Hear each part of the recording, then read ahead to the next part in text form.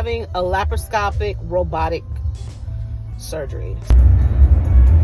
Hey everybody, I wanted to document my hysterectomy journey because I've seen so many different journeys, and shout out to all the ladies who have gone through this already and who took the time to actually make videos to help people like me not be so afraid. And I have previously had thermal ablation. I'm getting the hysterectomy done because of pain, not necessarily heavy bleeding at this point, but pain. You know how you get so used to just living with the pain, you kind of block it out. You don't even realize how your quality of life has not been the greatest. Yeah, so let me back up. A while back, I would say probably about, my son is 20 years old. He'll be 21 in July. But when he was probably about 3 years old, I was having crazy heavy periods, like big giant clots. I was anemic. I was having all kinds of issues. And it was brought to my attention that, I would be a candidate for a thermal ablation by my then OBGYN. So after much thought and consideration and all that, it wasn't a no-brainer. He told me what would happen. They would insert the device and burn the lining of the uterus. So I did that, thinking that that would stop my periods or at least slow them down. Well, it did slow them down, okay?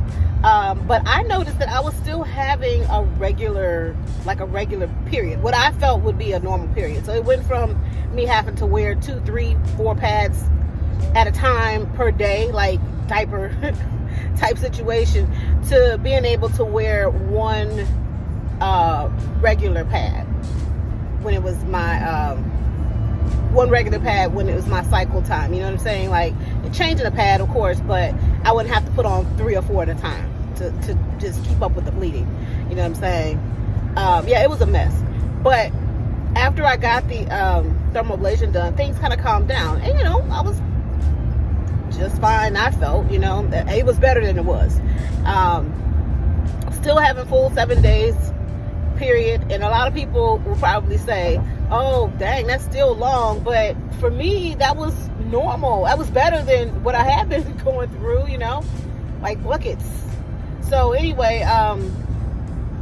now that I had done that, all the way up to this point, within the last 5 years, I would say, I was still having pain. I was still having pain all the time, with the thermal ablation. You know what I'm saying? Every time my cycle time came, it was just excruciatingly painful. But I was managing it. You know what I'm saying? Just managing it. But here recently, I've started having fainting feelings, like I wanted to faint. I would get dizzy. I remember one time I was at the mall, and one of my friends met me there, and we were going to an art exhibit, and I literally had to be taken out of there by ambulance because I just could not function. I was very lightheaded, very dizzy. My back was in pain, and I just didn't know what was going on. And that started happening over and over again. Long story short, I ended up going to the hospital. I had to stay overnight because I was having an anxiety attack along with that because of everything that was going on. I got scared. So, I told you, you tell them you got chest pains, they're going to keep you overnight and test you for everything under the sun. So they found out that my uterus was enlarged.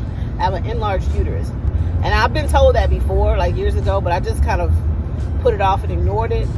Ultimately, the plan is to have the hysterectomy to remove this enlarged uterus, because now the enlarged uterus is pressing against the nerve in just everything. It's pressing against my nerves. The one in my rectum is causing constipation. It's causing me to be dizzy. It's just causing problems, and she got to go. This is the week of my surgery. I'm headed to the doctor's office now to get my blood work done. Today's Monday, and my surgery is on Thursday.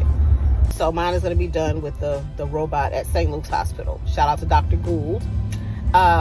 She came highly recommended by another friend of mine who had hers done by Dr. Gould. So yeah, I met with her. She's amazing. I've had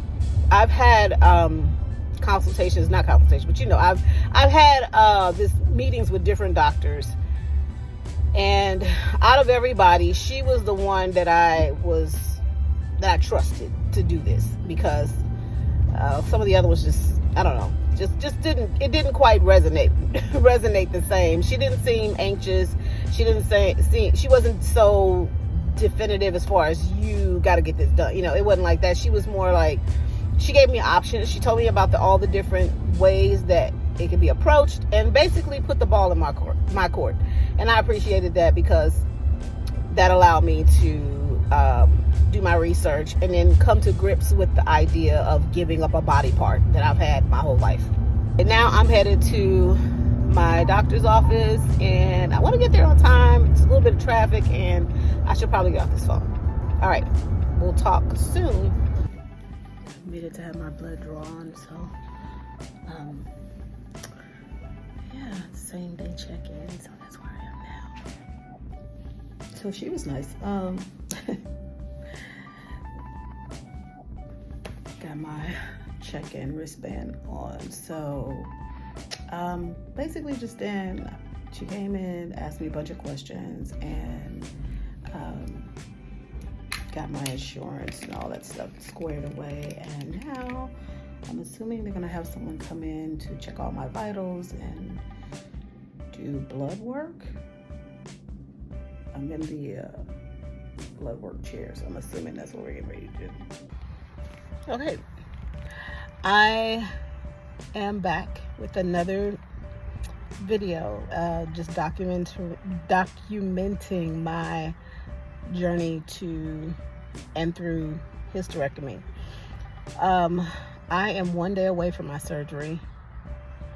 My surgery is tomorrow morning I have to be at the hospital at 7:30 a.m. And actually my doctor was like, hey, I was originally scheduled for 9:30, but she called today and was like, hey, I could probably come in a little earlier and do you earlier. I'm like, don't rush, girl. But so yes, that's what I have going on. I am feeling a little nervous, a little anxious, although I shouldn't be, but I feel a little nervous. I feel a little, I'm tired, sleepy. I've had some pretty sleepless nights, like trying to wrap my head around the idea of actually, not the surgery so much, but let's say like if I had to rate it from like 3 to 1, 3 being the most anxious. 3, I would say I'm most anxious about, I have the most reservations about being put to sleep, the anesthesia part. 2 would be the post-operative healing, like pain management, stuff like that. So I'm a little weirded about that. And then 1 being, I'm at least worried about the actual surgery. So, I mean, naturally I'm not, because, I mean, what am I gonna do, you know? It literally, you sleep, so you can't feel anything anyway, so I'm not that worried about that.